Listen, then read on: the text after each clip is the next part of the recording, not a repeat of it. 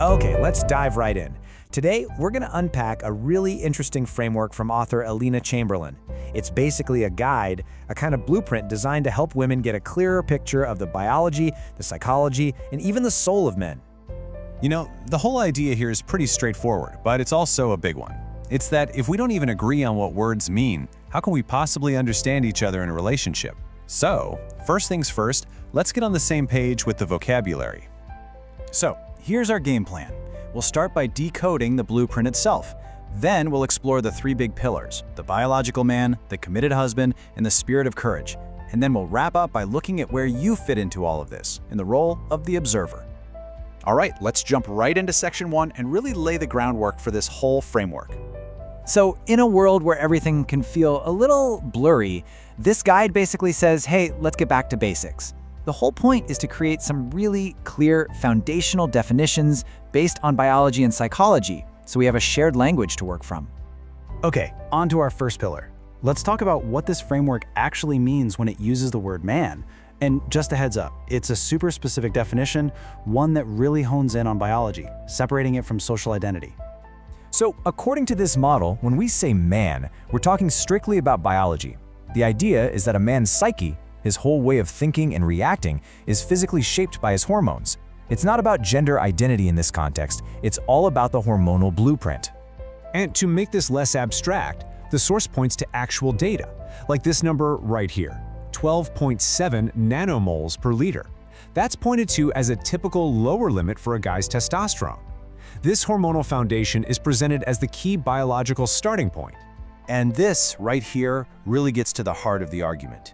The idea is that a testosterone brain, as it's called here, is wired for things like linear thinking and a competitive stress response. And that's just, well, it's a different setup with different reactions than a brain operating primarily with estrogen. Okay, so if that's the biological man, what's a husband in this framework? Well, the big difference, according to the source, comes down to one thing: a formal commitment. Yeah, this is a really critical distinction the source makes. A man is kind of navigating his own world, right? But a husband, well, that's a man who has formally stepped into a totally new role, one of a protector and provider, all within the defined structure of that union. So the idea of a husband isn't just a label. It's tied directly to the weight, both legal and spiritual, of a marriage contract. This formality is what's said to create this psychological fortress, a real structure of security and responsibility. And this is really the bottom line of this pillar. Simply sharing a roof, according to this framework, that just doesn't transform a man into a husband. It argues that living together doesn't have that same psychological weight or trigger that same sense of duty as the formal, public act of marriage. All right, that brings us to our third and final pillar. This one's all about what the source calls the spirit of courage, and it ties right back to a man's biology. So what is courage in this context? It's defined as this calm fortitude. It's having a presence of mind when things get dangerous, a kind of mental bravery. And the argument here is that this specific kind of bravery in men is uniquely fueled by testosterone. But here's where it gets really interesting.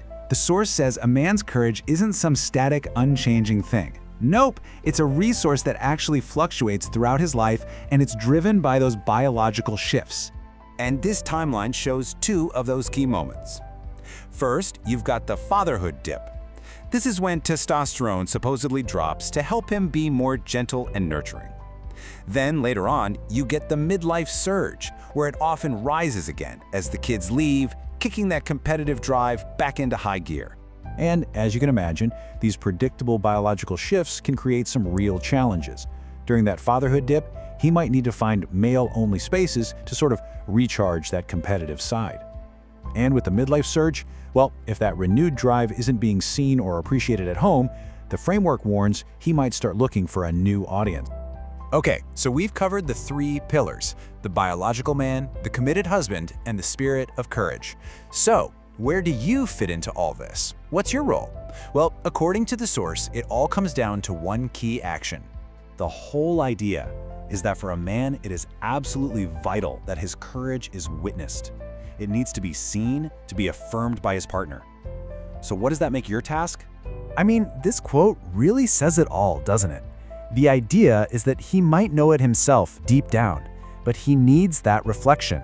Your perception, your acknowledgement, That's the powerful tool here for nourishing his spirit. And the guide lays out a really clear 3-step process for this. It's not about just sitting back and watching. It's called the art of observation for a reason. First, look for his calm in a crisis. Second, notice when he makes those decisive calls for the family. And third, and this is key, actually say it out loud. Verbally highlight his bravery when you see it. And what's the big payoff here? The guide suggests that when you become a skilled observer of these specific qualities, you can awaken his passion, his drive, and his loyalty, his Midas touch, as it's called here. So we'll leave you with this final thought from the guide. And it's a real challenge, actually. It's asking, are you seeing the man you're used to seeing every day?